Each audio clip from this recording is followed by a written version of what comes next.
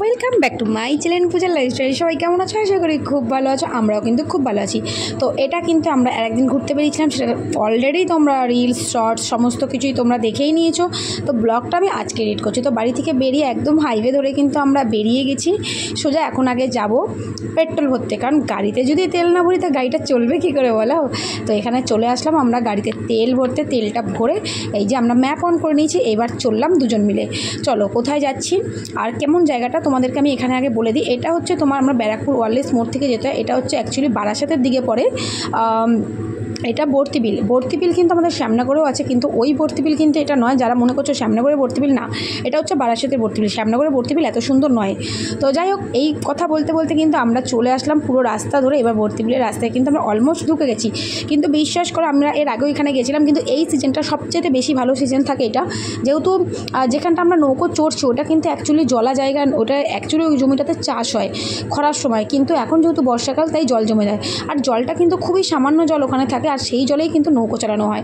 মানে এত অসাধারণ একটা জায়গা, তোমাদেরকে আমি কি বলবো, মন পুরো শান্তি হয়ে যায়।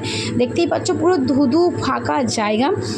আর তোমরা জানো আমরা অতিরিক্ত গ্যাঞ্জাম হট্টগোল আমি একদম পছন্দ করি না। এটা তোমার দাদা বা আমরা কেউ পছন্দ করি না। আর যদি বলো যে এই জায়গাগুলো আমরা খুঁজে পাই কী করে, আমরা ইউটিউব ঘেটে ফেসবুক ঘাঁটি।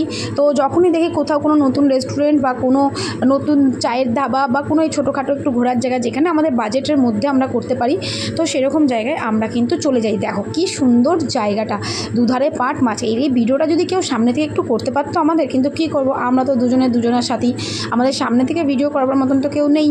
তাই আমরা এইভাবেই ভিডিও করি, কি আর করা যাবে বলো। আর আমরা না অনেকটা লেট করে এসেছি। এখানে যখন ঢুকেছি তখন 5টা বাজে। এখানে যদি আমরা মোটামুটি বাড়ি থেকে যদি 2:30-3টে বেরোতে পারতাম, এখানে 4টের মধ্যে ঢুকলে হয়তো অনেকটা আরও 1 ঘন্টা টাইম স্পেন্ড করতে পারতাম। কিন্তু যেহেতু 5টার সময় ঢুকেছি, আর এরকম জায়গায় বেশিক্ষণ থাকাটা মানে সন্ধ্যের পর থাকাটা তো একদমই উচিত নয়। তো আমরা ওই জন্য বেশিক্ষণ সময়টা এখানে টাইম স্পেন্ড করতে পারিনি।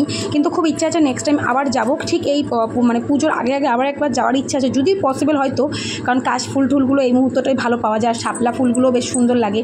তো দেখো তোমাদের এই সূর্যটা, উফ কী যে দারুণ লাগছে। মানে তোমরা যারা নেচার পছন্দ করো তাদের আশা করি ভীষণই ভালো লাগবে। জাস্ট ভিউটা দেখো, মানে মুখে বলে প্রকাশ করা না। কিছু জায়গার কিছু সৌন্দর্য না মানে উপভোগটাই করা যায়, মানে মুখে বলে হয়তো প্রকাশ করা যায় না। আর এখানে কিন্তু প্রচুর মানুষ গেছে। আর এখানে না অনেকেই আগমনী শ্যুট করছে, তারপর অনেকে প্রি ওয়েডিং শ্যুট করছে। আমি তোমার তাদেরকে বলছিলাম যে আমরাও আমাদের বিয়ের আগে আসবো, একটু এরকম এখানে শ্যুট করে যাব। বেশ ভালো লাগছে জায়গাটা দেখে। আমার খুব লেট করে আসলাম, নাহলে পরে 1 ঘন্টায় ঘুরতাম পুরো এসেও।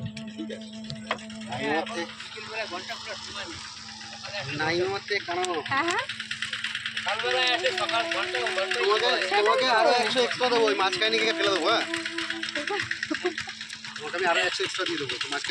আমাকে একটু সুন্দর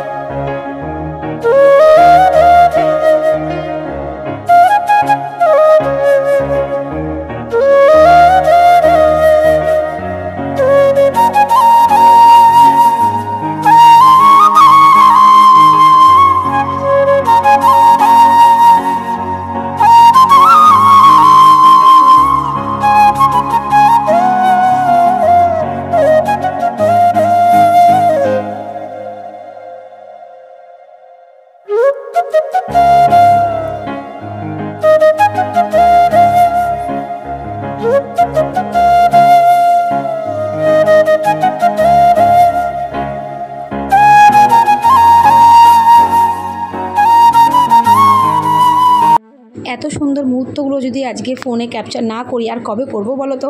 তাই জন্য আমরা এখানে ঘুরে কিন্তু দেখো বেরিয়েছি, এখনও আলো আছে, অনেক লোক আছে।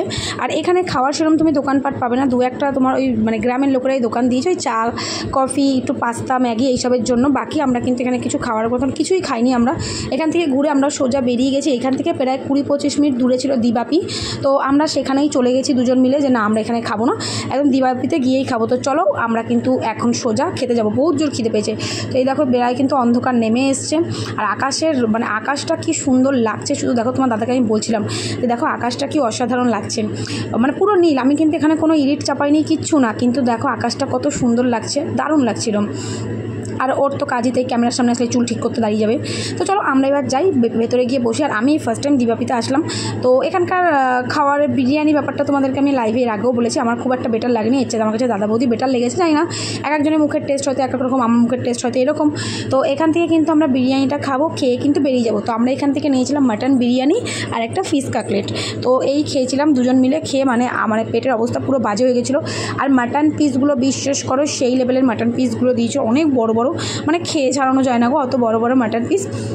তো যাই হোক দুজনে পুরো সন্ধ্যেটা মানে বিকেলটা খুব ভালো কাটালাম। আর ভিডিও ক্লিপিংটা কিন্তু খুবই ছোটোখাটো করে নিয়েছি, বেশি বড় করে কিন্তু আমি নিইনি, কারণ ভিডিওটা আমি এইটুকুই নিতে পেরেছিলাম আর কি। মানে পুরো সময়টা এতটাই উপভোগ করতে ব্যস্ত ছিলাম, ভিডিও সেভাবে নেওয়াই হয়নি।